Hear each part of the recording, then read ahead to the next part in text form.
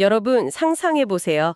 큰맘 먹고 아주 비싼 새 자동차를 뽑았습니다. 오, 상상만 해도 기분이 좋네요. 그렇죠. 근데 당연히 한 10만 킬로미터, 20만 킬로미터 뛰면 엔진도 마모되고 여기저기 고장이 나잖아요. 네, 뭐 물리적인 기계니까 어쩔 수 없죠. 그런데 어느 날 정비소에 갔더니 정비사가 대뜸 축하한다고 하면서 주행거리가 20만 킬로미터를 넘기면서 엔진 출력이 오히려 45%나 향상되었다고 말하는 겁니다. 에이, 그건 말도 안 되는 소리죠. 물리법칙에 완전히 위배되잖아요. 맞아요. 완전히 허무맹랑한 소리 같죠? 그런데요, 여러분. 지금 우리 인간의 몸과 뇌에서 바로 이런 일이 실제로 벌어지고 있다는 사실 알고 계셨나요? 아, 바로 그 지점이 2026년 현재 의학과 과학계가 가장 흥분하고 있는 미스터리 중 하나거든요. 네, 그렇습니다. 자, 오늘이 2026년 3월 23일 월요일인데요. 주말 다들 잘 보내셨나요? 네, 주말 동안 날씨도 좋고 참 여러 가지 이슈가 많았죠. 그러니까요. 그래서 오늘 여러분과 함께 파헤쳐볼 이번 심층 탐구 주제가 더욱 흥미진진합니다. 오늘 다룰 잔료들이 꽤 방대하죠. 네, 맞습니다. 케어유 뉴스의 김영래 편집장님이 지난 주말 동안 싹 모아서 집약해 주신 국내외 시니어 트렌드 분석 기사들인데요. 이걸 바탕으로 아주 깊숙하게 들어가 보려고 합니다. 오, 이게 단순히 요즘 어르신들이 이렇다더라 하는 그런 가벼운 표면적인 이야기가 아니잖아요. 정확합니다. 의학부터 시작해서 사회, 경제, 문화까지 쫙 관통하면서 나이 들미라는 개념 자체가 어떻게 재정의되고 있는지 그 진짜 연결고리를 찾아내는 게 오늘의 미션입니다. 아주 기대가 되는데요. 아까 오프닝에서 말씀하신 그 엔진 출력이 좋아진 자동차 이야기, 그거 예일대 보건대학원 연구 결과 말씀하시는 거죠? 맞아요. 바로 그겁니다. 아니, 보통 나이가 들면 하드웨어가 낡아가듯이 무조건 퇴보한다고 생각하잖아요. 근데 어떻게 기능이 더 좋아질 수가 있는 거죠? 네, 그 연구가 65세 이상 참가자들을 무려 12년 동안이나 추적 관찰한 엄청난 대규모 연구였어요. 12년이나요? 와, 네, 근데 결과가 진짜 충격적이었습니다. 참가자의 45%가 인지 기능이나 신체 기능 중 최소 한 영역에서 오히려 기능이 향상된 걸로 나타났거든요. 잠깐만요. 인지 기능이 향상됐다고요? 나이가 들수록 걷는 속도가 빨라지거나 기억력이 더 좋아졌다는 뜻인가요? 네, 맞습니다. 물리적으로 생각하면 뇌세포나 근육이 무슨 영화 벤자민 버튼처럼 거꾸로 젊어질 순 없잖아요. 그러니까요. 일종의 무슨 소프트웨어 업데이트 같은 건가요? 아주 정확한 비유입니다. 여기서 핵심이 베칼 레비 교수가 주창한 고정관념 체현 이론이라는 건데요. 고정관념 체현 이론이요? 말이 좀 어려운데요? 쉽게 말해서 우리가 노화에 대해서 어떤 믿음을 가지고 있느냐가 실제 생물학적 변화를 끌어낸다는 거예요. 아, 마음가짐이 몸을 바꾼다. 네. 나는 늙었으니 이제 끝이야. 이렇게 생각하는 사람의 뇌는 끊임없이 코르티솔 같은 스트레스 호르몬을 분비하거든요. 이게 혈관을 수축시키고 뇌세포를 파괴합니다. 와, 생각이 진짜 물리적인 타격을 주는 거네요? 반대로 나는 나이가 들면서 더 지혜로워진다. 이런 긍정적인 소프트웨어를 스스로 깔아둔 사람들은 스트레스 반응이 현저히 나아져요. 신체의 복구 메커니즘이 훨씬 활발하게 작동하는 거죠. 그러니까 이게 그냥 단순히 긍정적으로 살아라 이런 좋은 덕담 수준이 아니네요.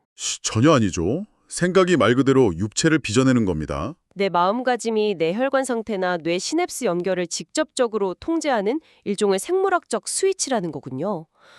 여러분 이거 정말 놀랍지 않습니까? 네, 그리고 이 스위치가 탁 켜진 시니어들이 지금 전 세계적으로 어떤 에너지를 뿜어내고 있는지 보면 더 놀라실 겁니다. 오, 실제 사례들이 있나요? 최근에 베트남 하노이에서 어르신 3,000명이 모여서 부채춤 기네스 기록을 경신했어요. 3,000명이요? 세상에. 네, 그냥 모인 게 아니라 그 수많은 7080 어르신들이 엄청난 신체적 활력과 조직력을 보여줬거든요. 그리고 미국 상황은 훨씬 더 극적입니다. 미국은 어떤데요? 현재 미국 웰니스 시장이 하나로 무려 2,800조 원 규모를 돌파했는데요. 이 성장을 견인하는 핵심이 바로 시니어들입니다. 아, 2,800조요? 진짜 어마어마한 돈이네요. 과거 같으면 그냥 옷이나 물건 팔던 거대한 쇼핑몰 소매점들이 지금 줄줄이 폐업하고 있잖아요. 그 자리를 시니어들을 위한 대형 피트니스 스튜디오나 스파 시설이 채우고 있어요. 소비의 목적 자체가 예전처럼 물건을 소유하는 것에서 자기관리와 활력으로 완전히 넘어간 거네요. 맞습니다. 건강과 열정에 아낌없이 투자하는 거죠. 아, 근데 그 폭발적인 열정의 하이라이트를 멀리 미국이나 베트남 갈 것도 없이 우리 주변에서도 볼 수 있었습니다. 바로 지난 주말에 서울 광화문에서 있었던 일인데요. 아, 방탄소년체 완전체 컴백 공연 말씀하시는 거군요. 네, 맞아요. 무려 26만 명이라는 엄청난 인파가 몰렸잖아요. 저도 뉴스 봤습니다. 진짜 발 디딜 틈도 없더라고요. 그 엄청난 인파 때문에 금속 탐지기까지 동원될 정도로 통제가 엄격했어요. 젊은 사람들도 육체적으로 하루 종일 서서 버티기 힘든 현장이었거든요. 그렇죠. 체력 소모가 엄청나죠. 근데 그 인파 속에 90대 어르신 팬이 계셨다는 기사 보셨나요? 와, 90대요? 그 현장에 직접 가셨다고요? 네, 기자 인터뷰에서 뭐라고 하셨냐면 힘들어도 이런 날 밖에 나와보는 것이 문화인이다. 이렇게 아주 쿨하게 말씀하시더라고요. 야, 진짜 멋지시네요. 게다가 행사장 한편에는 가습기 살균제 피해 1인 시위를 하러 나오신 80대 어르신도 계셨어요. 통제 요원들이 위험하다고 막 만류를 하잖아요. 네, 다칠 수도 있으니까요. 근데 빙긋 웃으시면서 6팀이 같이 나왔는데 우리 무사히 만나기로 했다. 이러면서 자리를 옮기시더라고요. 와, 진짜 대단한 열정이네요. 이걸 보면 무언가를 열렬히 사랑하는 팬심이나 사회를 향해서 목소리를 내는 그 열정에는 물리적인 나이가 전혀 개입할 틈이 없다는 생각이 들었습니다. 네, 신체적인 한계를 심리적이고 사회적인 활력으로 완전히 덮어버린 완벽한 예시라고 할 수 있죠. 정말 마음가짐의 힘이 위대라네요. 하지만요, 여기서 우리가 간과하면 안 되는 아주 중요한 지점이 하나 있습니다. 어떤 건가요? 궁극의 긍정적인 마음가짐으로 머릿속 소프트웨어를 완벽하게 업데이트한다고 쳐도 우리 몸이라는 하드웨어에서 일어나는 생물학적이고 화학적인 변화 자체를 아예 멈출 수는 없다는 사실이에요. 아, 확실히 그렇긴 하죠. 열정만으로 모든 병이 다 나으면 병원이 왜 필요하겠어요. 사실 나이가 들면서 겪는 아주 현실적인 문제들이 우리 일상에 있잖아요. 네, 대표적인 게 뭐가 있을까요? 예를 들면 그 흔히 노인 냄새라고 부르는 채취 변화 같은 거요. 이건 아무리 샤워를 자주 하고 위생 관리를 철저히 해도 어느 정도는 어쩔 수 없다고 들었거든요. 맞습니다. 그건 의학적으로 2-노네날이라는 특정 물질 때문인데요. 아, 이돈의 날이요? 네, 40대 이후가 되면 피부 피지 속에 있는 지방산이 산화되면서 만들어지는 아주 자연스러운 화학 반응의 결과물이에요. 그러니까 위생 문제가 아니라는 거군요. 전혀 아닙니다. 씻지 않아서 생기는 악취가 아니고요. 우리 신체의 항산화 능력이 변하면서 생기는 그냥 생리현상일 뿐이에요. 아, 억울할 수도 있겠네요. 그렇죠. 근데 여기서 더 흥미로운 건 이 냄새를 대하는 우리의 태도입니다. 태도요? 무슨 뜻이죠? 젊은 사람들에게 연령대별 취치를 모아서 블라인드 테스트를 해봤어요. 그랬더니 시니어들의 채취를 특별히 더 불쾌하다고 느끼지 않았다는 연구 결과가 있습니다. 진짜요? 그럼 왜 평소에는 냄새가 난다고 느끼는 걸까요? 냄새 자체가 객관적으로 지독한 게 아니라 아, 이건 노인의 냄새다라는 후각적인 편견이 우리 뇌에 이미 강하게 개입되어 있다는 뜻이죠. 허스트소. 아, 화학적인 변화가 있는 건 맞지만 그걸 불쾌하다고 딱 낙인 찍는 건 우리 사회의 편견이라는 거군요. 누구나 겪는 자연스러운 과정으로 받아들이는 태도가 필요하겠네요. 맞습니다. 인식의 전환이 필요한 부분이죠. 하지만 이도네날 같은 채취 문제는 편견의 문제라 쳐도 알츠하이머나 치매 같은 아주 치명적인 질환들은 마음가짐이나 편견 극복만으로 막을 수 있는 게 아니잖아요. 네, 그건 생존과 직결된 생물학적 문제니까요. 뇌를 지키려면 솔직히 식단부터 확 바꿔서 당장 채식 위주로 가야 하는 건가요? 무조건 채소만 먹어야 한다고들 하잖아요. 그게 지금까지 우리가 알고 있던 아주 일반적인 상식이었죠. 그런데 최근에 스웨덴의 카롤린스카 연구소에서 알츠하이머의 판도를 완전히 흔들 만한 도발적인 연구를 하나 발표했습니다. 오, 어떤 연구죠? 이 알츠하이머 고위세형 위성자인 APOE 입실론 3, 4를 가진 노인들을 무려 15년 동안 추적 관찰을 했거든요. 15년이요? 근데요? 놀랍게도 하루 120g 수준의 가공되지 않은 육류, 즉 붉은 고기를 섭취한 그룹이 그렇지 않은 그룹보다 치매 위험이 무려 55%나 낮았다는 결과가 나왔습니다. 잠깐만요. 55%요? 아니, 붉은 고기는 심혈관 질환의 적이고 뇌에도 안 좋다는 게 거의 정설 아니었나요?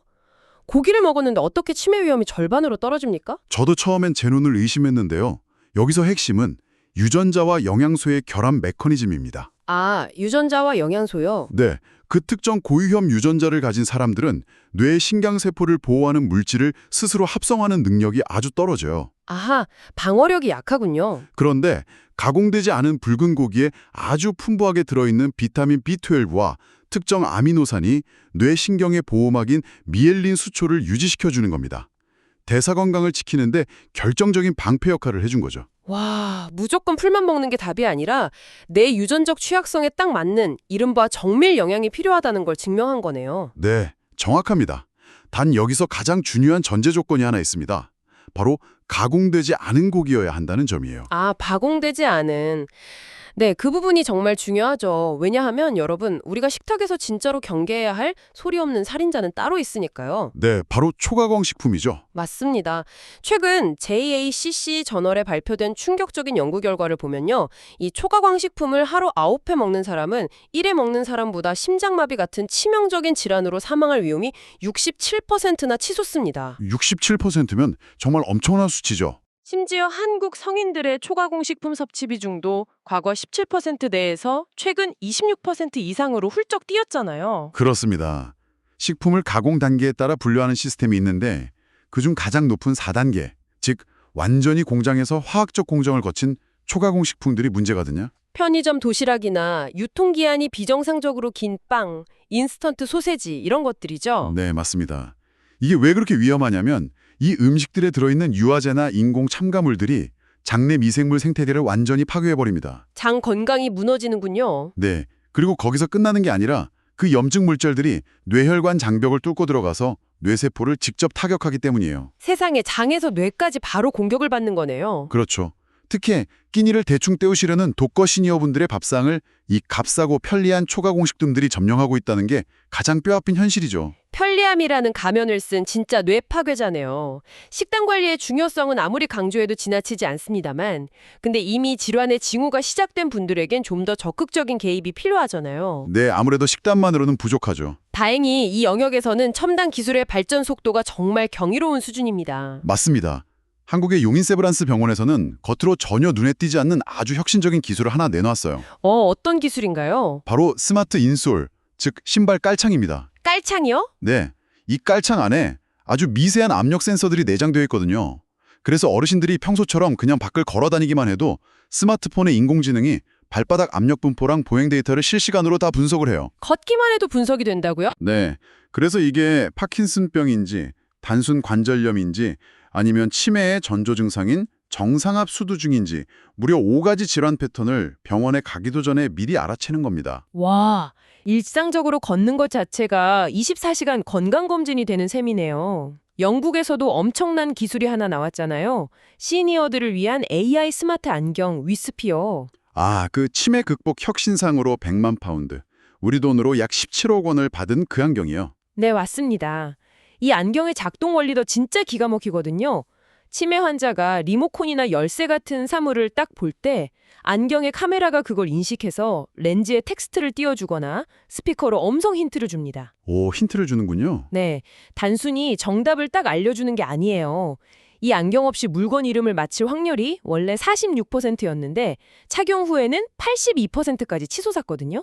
와, 2배 가까이 뛰었네요. 근데 가장 놀라운 건 안경을 벗고 나서 1시간이 지났는데도 정답률이 78%로 유지됐다는 겁니다. 아, 그게 바로 뇌의 신경 가소성을 훈련시키는 과정이네요.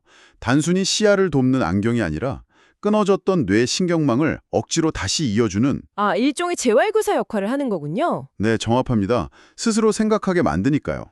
아, 그리고 신경망 이야기 나온 김에 덧붙이자면 최근 독일에서는 암 연구에 있어서도 엄청난 발견이 있었습니다. 암 연구요? 치매가 아니라요? 네, 암세포가 도대체 어떻게 우리 몸 전체로 빠르게 퍼지는지 관찰을 해봤더니 혈관만 타는 게 아니라 우리 몸의 신경망을 무슨 고속도로처럼 이용한다는 사실이 밝혀졌어요. 신경망을 이용한다고요? 네, 이른바 신경 하이제킹이라는 메커니즘이 규명된 건데요. 세상에, 암세포가 우리 신경을 해킹한다고요? 맞습니다. 암세포가 특정 신호물질을 막 뿜어내서 주변의 신경세포들이 종양 내부로 자라나게 유도해요. 그리고 그 신경줄을 타고 다른 장기로 쑥쑥 이동하는 거죠. 와, 진짜 소름 돋네요. 근데 이 메커니즘을 알아냈다는 건 정말 희소식입니다. 반대로 그 고속도로의 톨게이트를 꽉 차단해버리는 표적 치료제라 나올 수 있다는 뜻이거든요. 아, 원리를 알았으니 막을 수도 있다. 네. 게다가 여기에 독일 바이오엔테크사가 코로나19 때 검증된 mRNA 기술을 활용해서 환자 개인의 암 돌연변이에 아주 정확히 결합하는 맞춤형 암 백신까지 개발 중이거든요. 생물학적 노하우와 질병을 대하는 인류의 무기가 완전히 달라지고 있는 셈입니다. 120g의 비가공 육류, 스마트 깔창, 뇌를 훈련시키는 AI 안경, 그리고 신경망을 차단하는 맞춤형 암 백신까지. 와, 여러분 진짜 공상과학 영화가 현실로 뚝 떨어진 기분입니다. 들을수록 가슴이 뛰는 기술들이죠. 그런데요, 여러분. 여기서 우리가 이 환상적인 미래에서 잠시 눈을 돌려서 아주 냉혹한 현실의 지상과제로 내려와 봐야 합니다. 아, 현실적인 문제요? 네, 좋은 식단, 최첨단 안경, 맞춤형 암 백신? 솔직히 이거 다 돈이잖아요. 그렇죠. 엄청난 비용이 들죠. 이런 기술들에 접근할 수 있는 경제력이 뒷받침되지 않으면 환자 개인에게는 결국 아무 소용없는 거 아닙니까? 정확히 가장 아픈 곳을 찌르셨네요. 이와 관련해서 미국 콜롬비아대와 보스턴대 연구팀이 발표한 자료를 보면 그 경제적 장벽이라는 게 사람의 뇌를 어떻게 망가뜨리는지 아주 잔혹하게 드러납니다. 경제력이 뇌를 망가뜨린다고요? 네.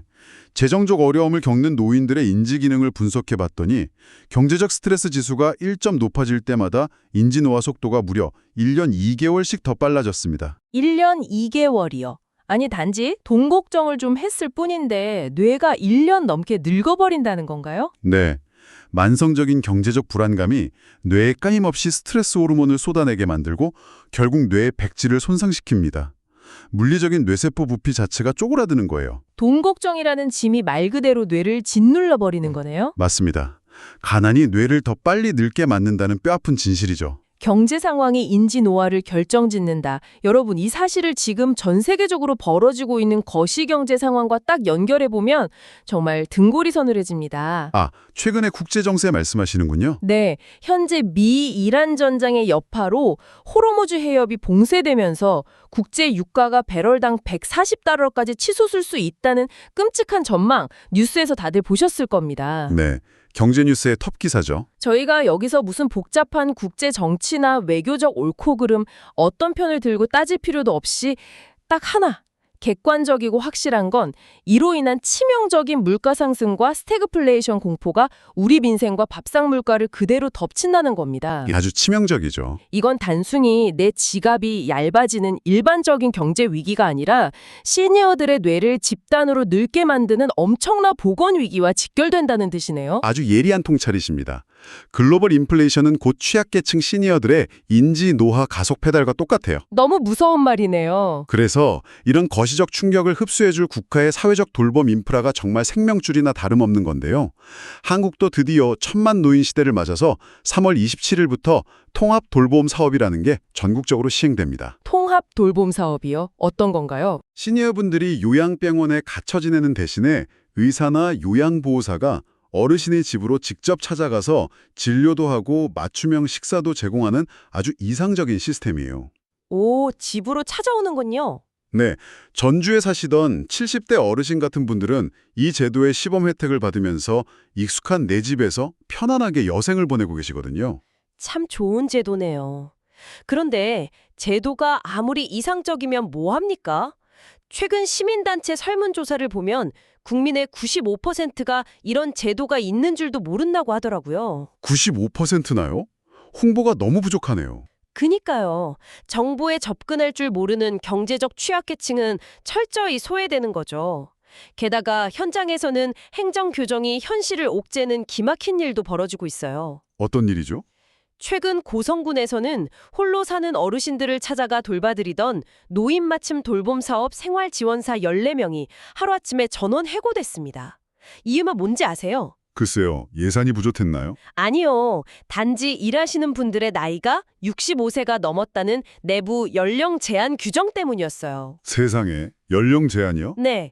결국 현장에서 직접 돌봄을 제공하던 베테랑 인력들이 서류상 나이 때문에 쫓겨나면서 정작 돌봄을 받아야 할 고령의 어르신들이 방치되는 어처구니 없는 돌봄 공백 사태가 발생한 겁니다. 와, 초고령 사회에서 일할 수 있는 건강한 시니어의 손발을 나이라는 굴레로 묶어버린 전형적인 시스템의 총각이네요. 진짜 답답한 상황이죠. 이런 접근성과 인프라의 문제를 우리가 어떻게 해결해야 할지 독일 프랑크푸르트의 사례를 유심히 비교해 볼 필요가 있습니다. 독일은 좀 다른가요? 한국에서는 보통 시니어들이 스마트폰이나 AI 기기 사용법을 배우려면 복지관이나 교육센터를 직접 찾아가야 하잖아요. 네, 보통 시간 맞춰서 가야죠. 그런데 프랑크푸르트에서는 시니어 IT 전문가가 직접 노인들의 집을 방문해서 기기를 싹 세팅해주고 교육을 1대1로 진행합니다. 아, 거기도 찾아가는 서비스네요. 맞아요.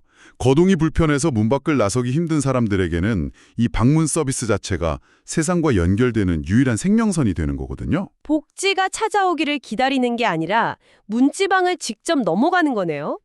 자, 지금까지 우리가 경제력과 신체적 취약성에 관해 쭉 이야기하다 보니까 시니어 세대가 무조건 사회적으로 보호받아야만 하는 마냥 연약한 약자처럼 보일 수 있습니다. 네, 경제적, 신체적으로는 약자가 맞죠. 하지만 시야를 정치와 사회 구조 전체로 넓혀보면요. 역사상 유례없는 거대한 모순과 마주하게 됩니다. 아, 바로 권력의 문제로 넘어가는군요. 네, 시니어 집단이 경제적으로는 취약할지 몰라도 정치적으로는 지금 투표함을 완벽하게 지배하는 가장 강력한 권력 집단이 되었거든요. 맞습니다. 프랑스의 아주 유력한 매체인 레스프레스의 대담 기사를 보면 이런 도발적인 문장이 나와요.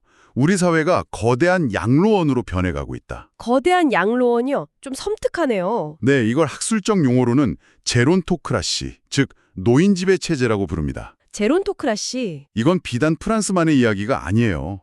미국, 일본, 유럽, 그리고 우리 한국까지 인구 구조가 역삼각형이 되면서 60대 이상의 투표율과 유권자 비중이 청년층을 완전히 압도하고 있잖아요. 표의 무게가 달라진 거군요. 그렇죠. 그러니까 정치인들은 표를 얻기 위해서 미래 세대를 위한 교육이나 혁신 투자보다는 당장 눈앞의 고령층 유권자를 만족시킬 단기적인 연금 인상이나 노인복지 지출에만 목을 매게 되는 겁니다. 표가 거기 있으니까요. 솔직히 젊은 세대 입장에서는 화가 날 만한 상황이잖아요.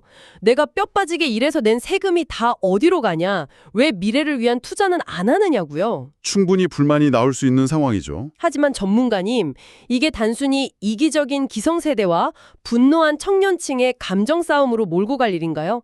애초에 이 판을 짠 시스템 자체에 근본적인 결함이 있는 건 아닐까요? 와, 아주 정확히 보셨습니다.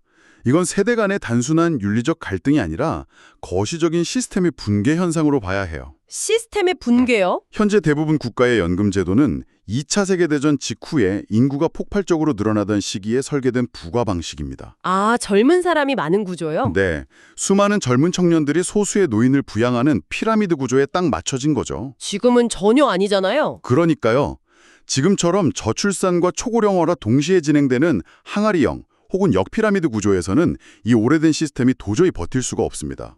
노인들이 이기적이어서가 아니라 인구 구조라는 지각판 자체가 이동해버린 거예요. 판 자체가 바뀌었다. 그렇기 때문에 서로를 향한 손가락질을 이제 멈추고 청년층의 정치적 대표성을 보장하는 동시에 연금의 지속 가능성을 손보는 거대한 세대 간 타협이 그 어느 때보다 시급한 시점입니다. 거대한 세대 간 타협. 정말 깊이 고민해봐야 할 문제네요.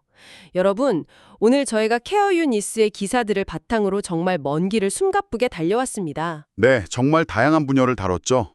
식탁 위의 붉은 고기와 초가공식품 이야기, 그리고 AI 안경과 암백신이라는 놀라운 첨단 기술, 거시경제의 위협과 통합 돌봄, 마지막으로 제론토크라시라는 묵직한 사회적 숙제까지 다 짚어갔는데요.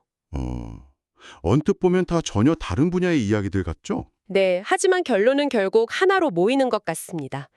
2026년 현재 인류가 겪고 있는 노화 현상은 단순히 개인의 몸이 낡아가는 쇠퇴가 아니라 뇌 과학부터 시작해서 정치 시스템까지 우리 사회 전체가 뼈를 깎으며 적응해 나가는 거대한 진화의 통증이라는 사실입니다. 아, 진화의 통증. 참 멋진 표현이네요.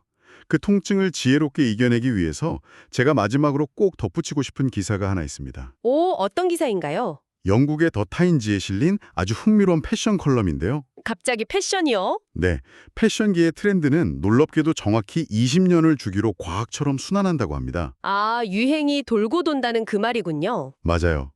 1991년에 유행했던 코드로이 재킷이나 할아버지 옷장에 처박혀 있던 수십 년 된 낡은 킬트가 20년 뒤에 길거리에서 가장 힙한 유행의 중심으로 다시 부활하는 것처럼요. 오, 그렇게 연결이 되네요. 즉, 오래된 옷은 버려져야 할 폐기물이 아니라 그 세월의 역사를 품고 새로운 생명력을 얻는 영원한 클래식이라는 뜻이죠. 와, 여러분, 패션의 유행이 20년마다 돌아와서 새로운 전성기를 맞이하고 우리의 긍정적인 마음가짐이 노화된 뇌와 신체의 시계를 거꾸로 되돌릴 수 있다면 어떨까요? 정말 놀라운 세상이 열리겠죠. 과연 앞으로 20년 뒤 2046년에 우리가 부르는 청춘과 노년의 정의는 어떻게 뒤바뀌어 있을까요?